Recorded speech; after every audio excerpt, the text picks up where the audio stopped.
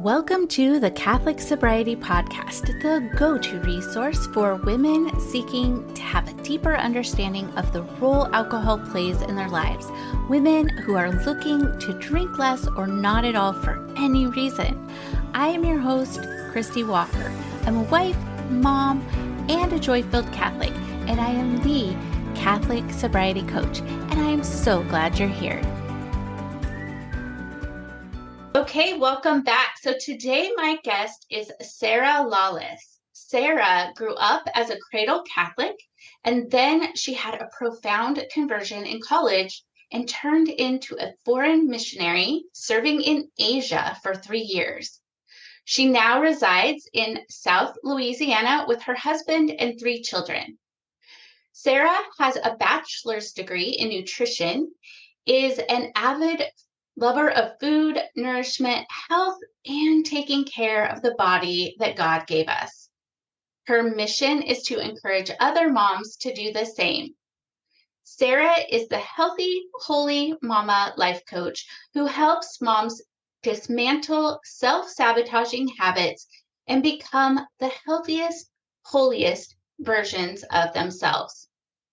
So I have Sarah on the podcast today to talk about our livers. And that's something that we kind of hear a little bit about in relation to alcohol consumption or over alcohol consumption. Actually, I heard a statistic very recently that there has been an increase in young people, ages, like late teens to early 30s, where there's an increase in cirrhosis of the liver because of their overconsumption of alcohol just in, the past 3 to 5 years. So it's very, very important that we take care of our livers. We don't see our livers, so it's not something that we think about on a regular basis. But Sarah is going to tell us why they are so important, how we can take care of them, and just so that we have a great life and our body functions the way that it's supposed to. So, Sarah, welcome to the podcast. Thank you, Christy. It's such a gift to be here. Thanks. So why don't you go ahead and just start by telling us a little bit about yourself, your background, and why you're so passionate about helping moms and, why you wanted to talk about the liver today. Yeah, sure. So I'm Sarah Lawless. I am from South Louisiana. And I think the reason I'm so passionate about this is because our bodies are a gift. Sometimes we have this spiritual, I feel like it's like this spiritual dissonance or like kind of friction between the soul and the body, which we see sometimes in scripture, but our bodies are a gift. Our bodies are temples. They house souls. They grow souls as mother. They do so much for us. And so when we kind of neglect that, our one and only body, like we see the repercussions. We see it in relationships. We see it in our health. We see it all around us. And I think particularly for moms, because never before has it been so crazy for moms. There's so many things happening, and we just kind of forget ourselves. We're just like, whatever, like it doesn't matter. The kids go first. But I think it's so, so important for moms to be able to, okay, like let's take care of ourselves. And I learned that on my own journey where I was diagnosed last summer with something called adrenal fatigue, where I just wasn't taking care of myself. I was just giving myself to my kids. And I had to slow down. I had to take a look. And of course, I've always loved food. Even in missions, I'd always go to the market. I'd be cooking for everyone. And just being drawn to how food heals, like for centuries and centuries. And when I say food heals, I'm in no way debunking our beautiful medical system. I'm just saying that food in itself has so many good things for us to heal, to help us recover. And I just love learning about all of it. I love creating new dishes with some foods that, like this is good for this. Or so, and I use it every day. I research these things every day. I love applying it to my family, applying it to my clients, and just, I think the mystery of the human person, each and every person is so unique and so different and has so many different needs. And it's just so fun to journey with women, like, oh, like your body needs this, or it really doesn't like that. So yeah, that's it in a nutshell. Great. Yeah. Thank you. And I think so many women can relate. And sometimes our body is giving us signals and we don't understand like what it's telling us, or like you were saying, you were have realized you had adrenal fatigue just because you were giving and putting so much out. You had to really stop, probably because you had to, and take a look at like what's going on right now so that you could continue doing the work that you do, and most importantly your vocation as wife and mother. So I think that that's great. And it's so helpful for moms to have voices like yours out there that are providing those tips and information, just to help them feel their best so that they can be their best. So before when we were talking, you had described the liver's role, we not on the podcast, but you and I were talking privately, but you described the liver's role in our body and you compared it to a confessional, which I think is so interesting. Can you talk a little bit about that? Sure. Yeah. First, I'll talk a little bit about the liver and what it does. Yeah. And then I'll move into how it is a confessional kind of for our body. So the liver is fascinating. I might be a little weird. I might geek out a little, but that's okay. But it's so fascinating. It's the largest and heaviest, most complex gland in our body. Its main role is to detox the waste. However, it's responsible for so many other things. It's known for its detox, but it's also known it does produce bile. And so bile is responsible for transporting some fat-soluble vitamins to be absorbed in the small intestine. So that's another very big function of our liver. It's responsible for the storage of glycogen, which, like whenever we eat too many carbs or something, like excess glucose. So it stores that for when it's needed. It's responsible for converting fats into energy sources when it's needed. It's the site of breakdown from proteins into amino acids to where our bodies can use those proteins. And of course, all the blood that leaves our stomach goes to the liver to be cleaned out and filtered. And so it has like at least like 500 other functions that I will not get into. But some other cool things is that it does hold 13% of our blood at any given time. And it can also regenerate itself, which is fascinating. Like as long as you have, like, I think it's 25% of your liver, it can help create new cells, which is such a gift from the Lord because it's working so hard. So I liken it to a confessional with everything with the body, with everything with health. I just always ask the Lord, like, like, where are you in this? Or what is your truth in this? Because I think he's in everything and everywhere. But particularly with our bodies. And I was like praying with this. This is weird. I do pray with like things that come to mind, like our bodies. And if you can imagine, with the liver, what I just mentioned, it's responsible for detoxing. And before our bodies get rid of the waste, we feel kind of sluggish, like it's kind of heavy. Like, let's say you just eat like not the best meal and you're like, oh, you feel that. Everything goes through the liver to kind of get dismantled and like put in its place, either in the toilet or in your body, wherever it belongs. And then you feel better. But not only that, is like I liken the bile that's secreted by your liver to help absorb those good vitamins and nutrients, kind of like to grace after confession. So anyway, like if the liver were a sacrament, it would be the confessional, because whenever we go to confession, we have that sin. We have that, oh, it feels awful. We receive absolution from the priest. We give Jesus, all of our sins. And then we kind of leave with that bile, that grace, where the good things, like we have the strength to do the good things. Like we can absorb the good things, I guess you can say, kind of like the liver does with with the detoxing of the bad things. So anyway, that was just something I was praying about and came up for me. Yeah, I love that. I think that that's a really good way of trying to understand a little bit of what the liver does and why it's so very important to us, just like going to the sacrament of reconciliation is so very important to us so that we can cleanse ourselves of our sins. So I love that. And I had no idea that the liver had like 500 functions. Ladies, this is why we have to keep taking care of our liver. It does so much. I had no idea. So you mentioned that the liver holds 13% of the body's blood at any given time, which I find astounding.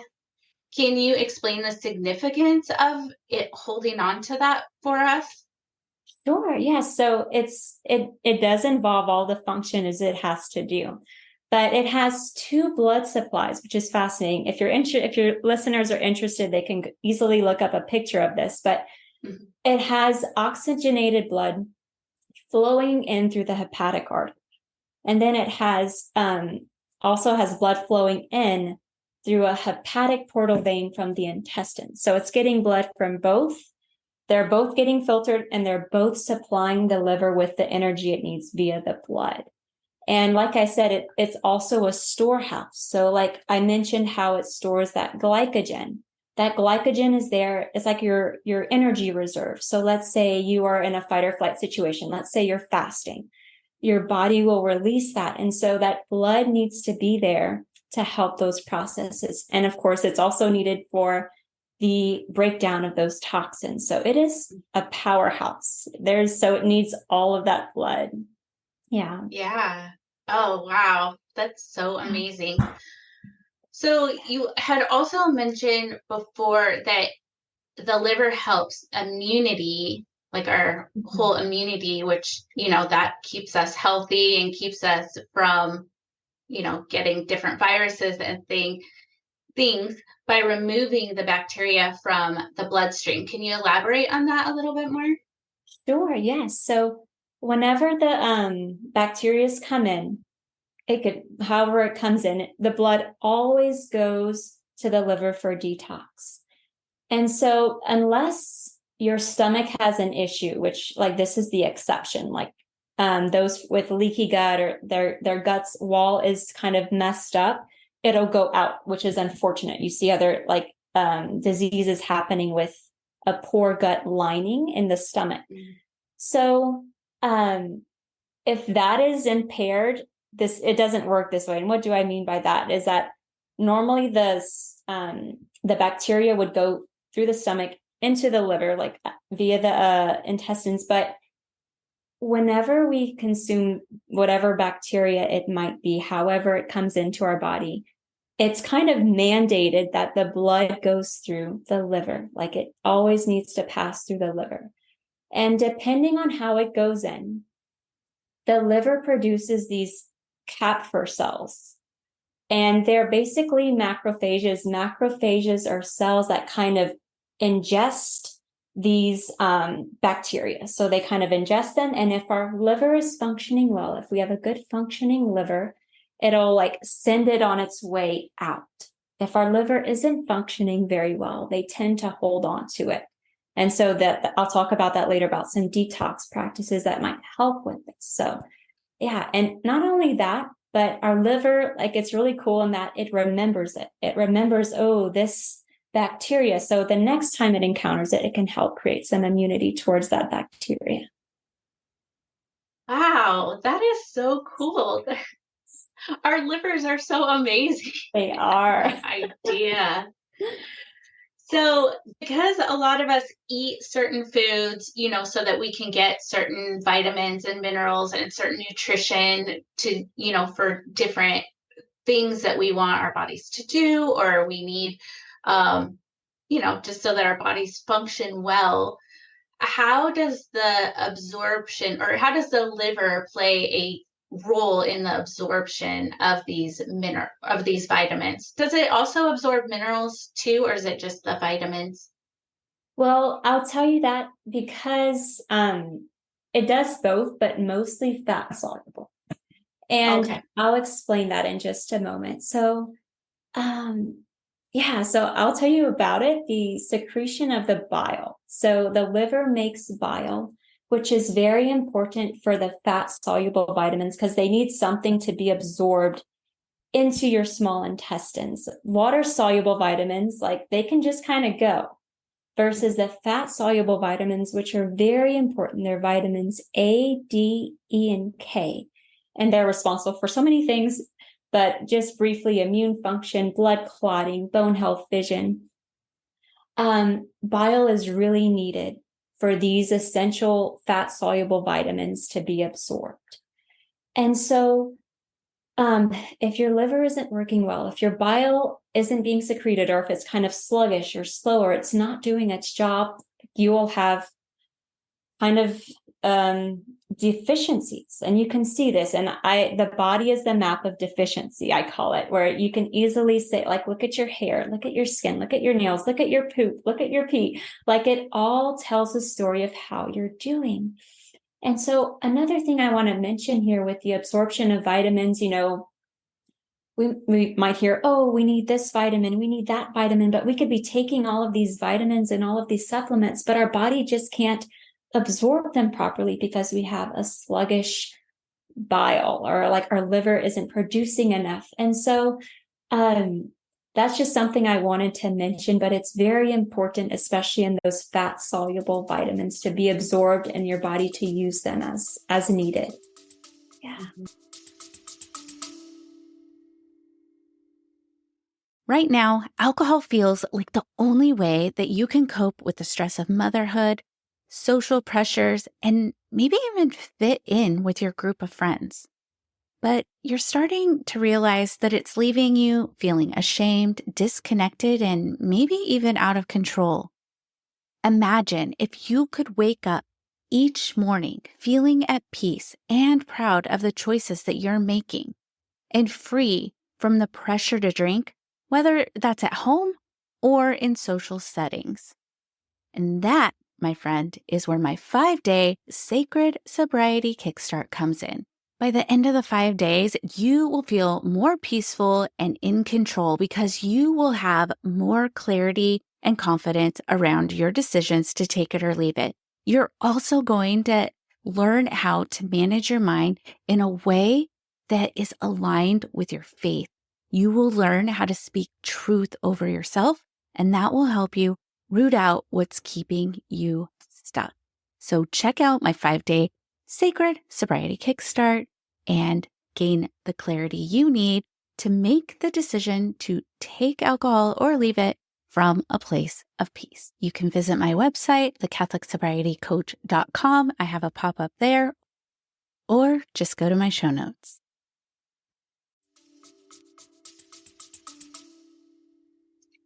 That is great. So I just want to clarify, because for some reason I always thought the bile was created in the stomach, but it's created in the liver and then moves into the stomach. Is that how it works? Yes, it is there, and it's stored in your gallbladder. So like people might be bile, it's like created in the liver and then goes into the small intestines. Yes, to be absorbed. Yeah. Okay. That's interesting. Yes. So because most of my audience are here to figure out how to moderate or reduce or eliminate drinking alcohol from their lives, I would love it if you would talk about how alcohol affects the liver, and especially considering that it's a toxin, because what I've read is that when we consume alcohol, no matter what we've eaten or what we've done that day, the body's first job is to rid itself of the alcohol. And I was wondering if that was true in your knowledge and education, and then how it affects the liver, since the liver is that detoxification organ.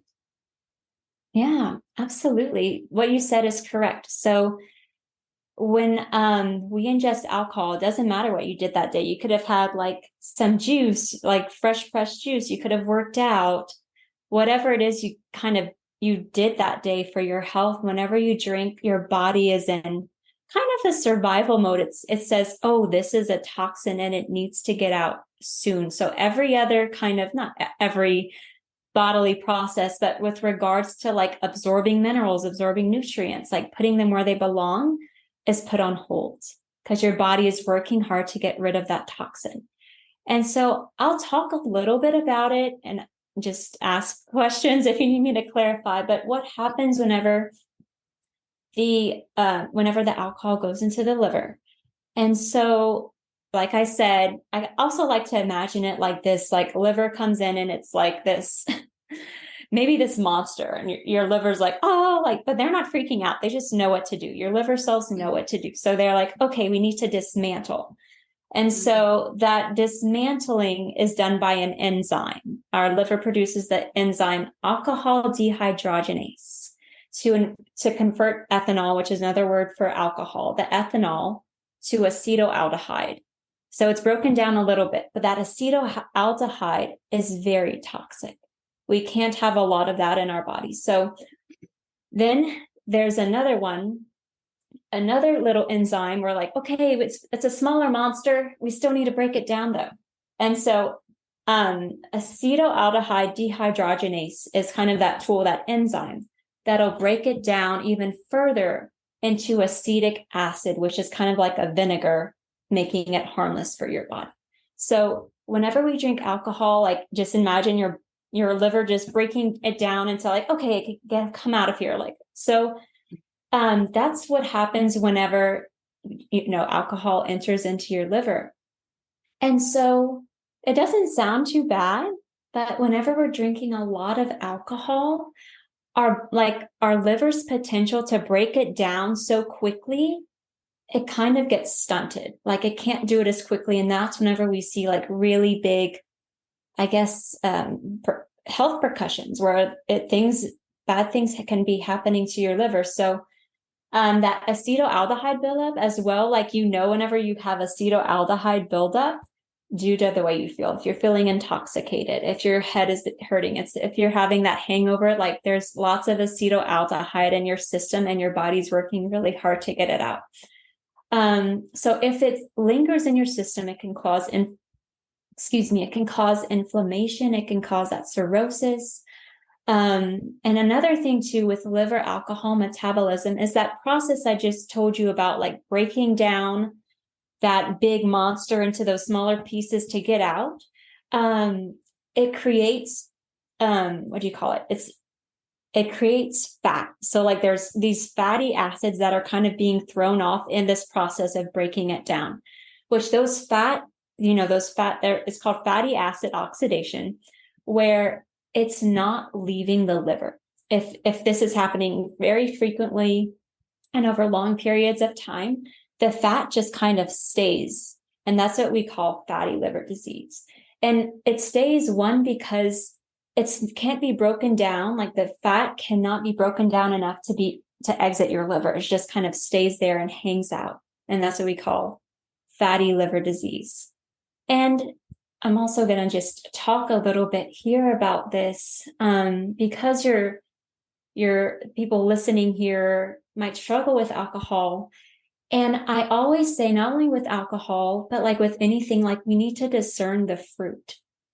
We need to discern the fruit of the act. Like if you're going to a Christmas party and you're having a drink, like maybe that fruit isn't so bad. But if it is a lot of drinks, like, okay, that will affect your liver. And the same, like with this, like your soul and like your body, which one bears the better fruit, if that makes sense. So, and just being aware that today, like there's so many toxins in our environment. There's like toxins everywhere, unfortunately, but we need to like look at this and see it in the sight of like, okay, like my body is a gift and I want to choose to serve and, help it as much as I can. And I just also think within choices, especially regarding alcohol, is like, I want to lessen my toxic load. Like with any choice when it comes to food, it's like, okay, like how can I lessen my toxic load so that my liver doesn't have to work so hard? Because it's just such a beautiful thing. The liver is such a beautiful thing. So, yeah. Yeah. Oh, that's all such great information, because I didn't realize just how I love the picture that you gave us of like the monster and how it has to keep breaking it down, breaking it down, breaking it down. When you said that I don't even remember what you said it was, but the other alcohol that the ethanol gets changed into with the enzymes, and that's like even more toxic. It's like, whoa. But then they break it down even further and even further. But it was so interesting. I loved how you explained that toxin that can cause our hangovers that we get, right? We're like, why do I have a headache, or why do I feel groggy or dehydrated, or like all of those things that come from overindulging. It's just because our liver is just having to work so much harder to break everything down so that it can cleanse our bodies. So one question I had that came up when you were talking is, so if somebody, let's say they're like me and they like totally overconsumed alcohol when they were in their late teens and early 20s, and they just were like drank way more than they should, and their poor liver, I'm so sorry, liver, my poor liver, like had to work so hard. But now it's been like 26 years since I've consumed alcohol, and so does your liver like get better, or like if you do get fatty liver disease, does that ever improve? Does the liver kind of heal itself from that? Yeah, so there's lots of different ways. And this is what I love to, and this is what I have to remind myself, is that God has made our bodies so resilient. Like he wants us to be healthy. And so there's so many things out there that can help you with this and detoxing your liver. And I was there too, like in my early 20s and my teens, I'm like, oh yes, I remember blacking out. I remember this. So you're not alone in that. And I'm just letting all of your listeners know that I'm not high on the horse over here. But some ways that we can detox, I think the biggest one is called a liver detox. So I can tell you a little bit about that, but your listeners are welcome to research a little bit. But it's like a 7-day process, 7 day process. And there's different ones, but basically you're kind of, you're eating a rather bland diet. You're drinking lots of juice, and then it's time to flush. And there's enemas involved. There's drinking Epsom salt. There's big poops that happen. And like you see all the stuff, it comes right out. I have not done it. I'm still nursing my youngest, so I can't do it right now. But it is something I am interested in doing. And then there's so many other, not only that, you don't have to do a liver detox, full-blown liver detox, but just other natural things of just like taking care of yourself. Sleep is one of the biggest restorers of our bodies. Like we need sleep. Walking, sweating, like if you're sweating, our body, even when we drink, we sweat. So doing saunas, exercising, that also encourages sweat and the movement of your body and that blood into the liver and out. And a few other things, of course, sunlight, dandelion root tea is another good detox. Some juices, particularly beet juice, not the best tasting, but it is known to help your liver. And then sometimes, well, I can attest to this, that fasting does help, like some proper fasting. And I say proper fasting, because as women, like we have these cycles and we need to like kind of fast and feast in proper order. And what I mean by proper order is after ovulation up until the time that you menstruate, you should not fast because your body is kind of in a repair mode. But anyway, I check with your doctor on all of these things before diving in, but those are some things that can help with detoxing your liver and helping it, giving it a little hug. Yeah. And also with fasting, it just like gives your liver a little break. It's like, okay, we aren't processing through all this food. We're going to just focus on repairing. So that is so good. So you mentioned like dandelion. Did you say dandelion tea root? Yes. And then beet juice, which I used to not like beets when I was a kid, but I love them now. And then I like mix them. But I did hear that that beets are good for your liver. Are there other foods that are good for your liver, or does the liver mostly process those liquids and that type of stuff? Yeah, well, there's this ancient, and I'm more of like the ancient kind of ways gal, I guess you can say, of like supporting like, where back in the day where we ate everything of the animal, like the liver was like the prized liver, heart, like the organs were the prized kind of foods for health. And so people are like, I'm not going to eat liver. But anyway, you can do it in so many different ways. You can buy the little powder and put it into your meatloaf and no one can tell. Or you can, it's cheaper if you buy it from your local butcher and just blend it into ice cubes and hide it in things. But yeah, that's also another very nourishing thing, is eating the liver of certain animals. Chicken liver is a little bit more mild. You can't really taste it, but yeah, so definitely liver. Those, yeah, like supporting like, and also just nourishing like bone broths and meat stocks. Like Okay. if we want to go into this, we can, but like the meat stocks, they have a lower level of something called histamine. So a meat stock is basically just some sort of meat with maybe a little bit of bone, and you're cooking it for only about 4 hours. And so it has that lower level of histamine, but all like that collagen, that elastin, that just kind of heals and repairs your insides, which is like, I can attest to this. And also bone broth, if you don't have that histamine intolerance, you can do bone broth where it's just bones, maybe some scraps of vegetables of onion, celery, and carrot. And you can cook it for 12 hours to 36 hours, however you prefer. But and the reason, again, is like kind of that ancestral wisdom of this is how we used to eat. Like this is how we used to heal. Like it was these nourishing waters of, you know, like these meats, these like organs, all of these things that help to heal and seal our gut lining. And it begins there and then helps our liver to do its job more perfectly. So, yeah.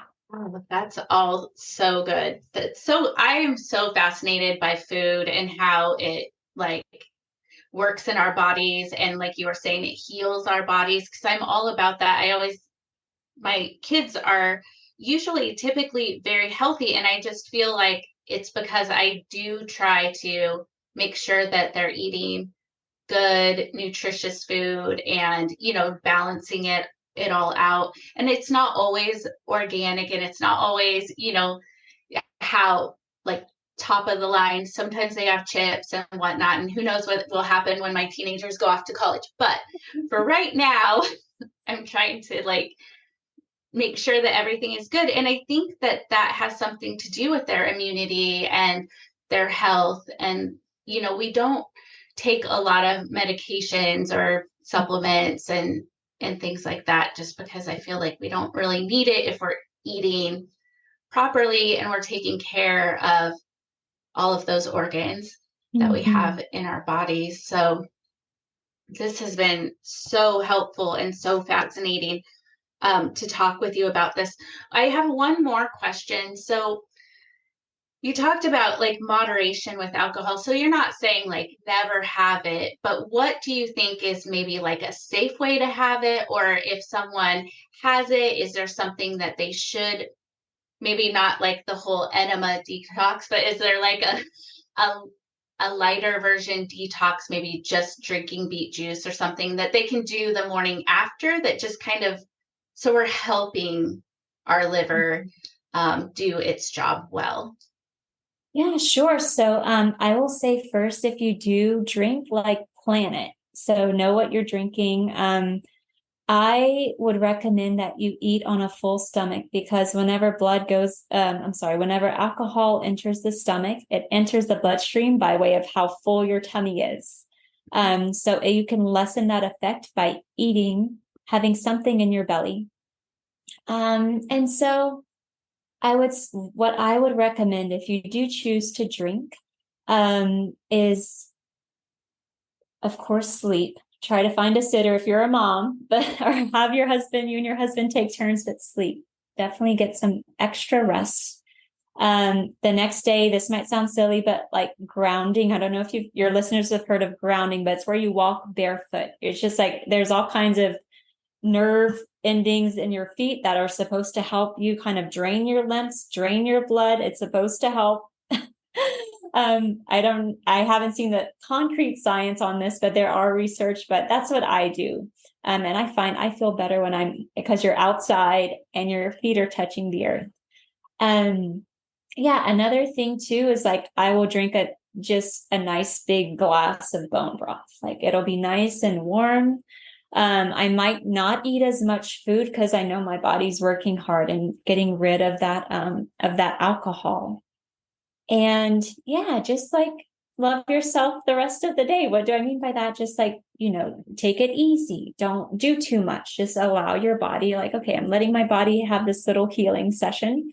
And yeah, and I think my next meal would probably be some kind of protein, just to give me those calories after kind of doing a little fast, I call it. But I'm still drinking my bone broth and maybe even my coffee. The coffee will help get some of that alcohol out as well. Oh, those are great. Those are great tips. So eat before sleep and grounding. I love grounding. I hardly ever wear shoes. My husband makes fun of me because I don't like to wear shoes, but I think there's something to that. Like, and I always feel I am a much more positive person than him. I'm not saying it's grounding, but maybe it is. I don't know. Maybe, yeah. And then I love the idea of having a glass of bone broth too, because like you said, you're getting all those nutrients plus the warm, and you're not putting anything too heavy in your body, and then protein later. I love all of those tips there. Sarah, thank you so much. I know that you have provided so much information. I can't wait to go back and listen and take notes. And I'm sure my listeners will feel exactly the same. So where can people find you? I will say you all need to go to Sarah's Instagram account. It's Healthy Holy Mama, right? Yes. And she posts so much stuff, but she has like recipes and all kinds of things. And most of all, just her warm encouragement for all of us moms. It's just so beautiful. And I thank you so much for that, because those kinds of reels always pop up on a day that I really need it. So thank you for that. But where else can people find you? Yeah, so on my Instagram, and then also my website is Life of Sustenance Coaching, lifeofsustenancecoaching.com. Yeah, and I just help sustain mothers in this crazy motherhood race that they're in right now. So yeah. That's great. So I will definitely link Sarah's website in the show notes and her Instagram handle. And yeah, thank you again so much. We'll have to have you back because I feel like there was so much more we could have talked about. Yes, I'd love that. All right. Well, you take care. You too.